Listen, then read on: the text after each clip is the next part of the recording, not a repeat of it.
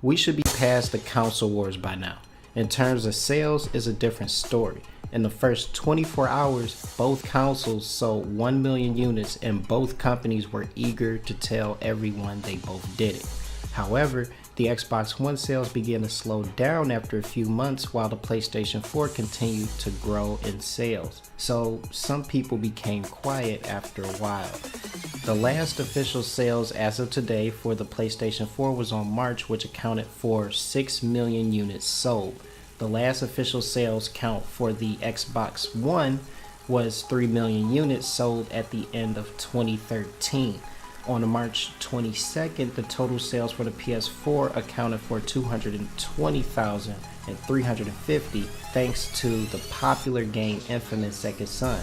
Those figures nearly doubled the 112,000 units of the Xbox One console sold. Even though Titanfall sold 700,000 copies, the PS4 still outsold the Xbox One with Titanfall included for free. According to VG Charts, the PS4 sold 6.5 million units as of March 22nd and the Xbox One sold just over 4 million units. So currently the PS4 is selling at a rate of 1 million consoles sold every month. Even though most individuals bought the PS4 at $399, the playing field is beginning to level out. Last month, Sony raised the price of the PS4 in Canada only by just $50 in fear of the Canadian dollar weakening. Starting June 9th, the Xbox One will start selling without the Kinect for $399.99. Not only that, but the policies on the Xbox One console will be changing as well. Now users will have the ability to watch Netflix without needing a $60 subscription. So the game is definitely changing. Something that Bargainteers never really talked about on the website was Microsoft and talks about selling off the Xbox brand. Due to the franchise not bringing in any profits for the company since its inception has caused the push of making the brand an independent company. When realizing the sales of the Xbox One 6 months later, that shouldn't be a surprise. When Bill Gates was asked if he would sell off the Xbox brand, he definitely agreed. If the Xbox brand is sold off, there is no telling how well the Xbox One would do with, Microsoft not backing the company at all. On the other hand, Sony may have a giant lead on the competition, but the game studio of Sony has reported a jaw-dropping $78 million loss. So Sony isn't totally in the clear. This is due to a $60 million write-off in the PC game industry and the successful launch of the PlayStation 4. So you win some, you lose some.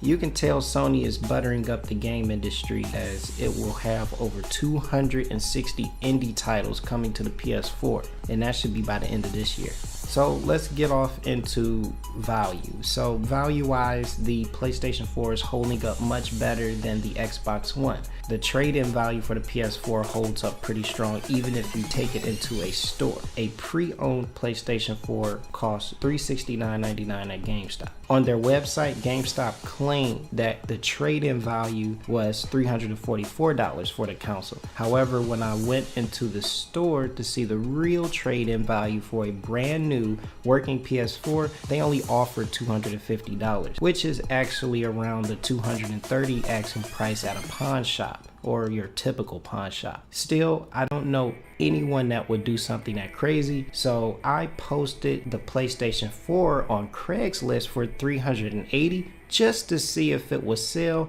and I had over 4 callers within an hour. Unfortunately, I had to tell those callers that, this was just a test. Most individuals that are selling their PS4 on Craigslist is actually selling it for either the same price as the console brand new or $50 less. The Xbox One is a different story. Now, the Xbox One's value is more of a roller coaster than anything. The value is around the same price as the PlayStation 4. However, it costs more to purchase the Xbox One even with the features it has. The Xbox value in store is currently the same price as the PlayStation 4. A used Xbox One on GameStop's website is listed as $449.99. However, the trade-in value is the same price as the PS4, which is $344. However, in the store, they will only give you $280, and that's just store credit. On Craigslist, I did the same test as I did with the PlayStation 4.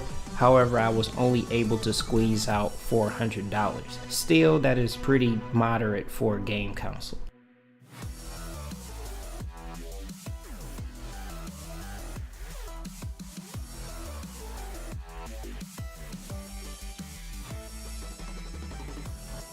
Now, 6 months later, I can safely say that both consoles are just fine. There's no red ring of death, or there's no disk read errors on either console. I'm starting to learn more about the Xbox One and doing much more with the Xbox One than the PS4.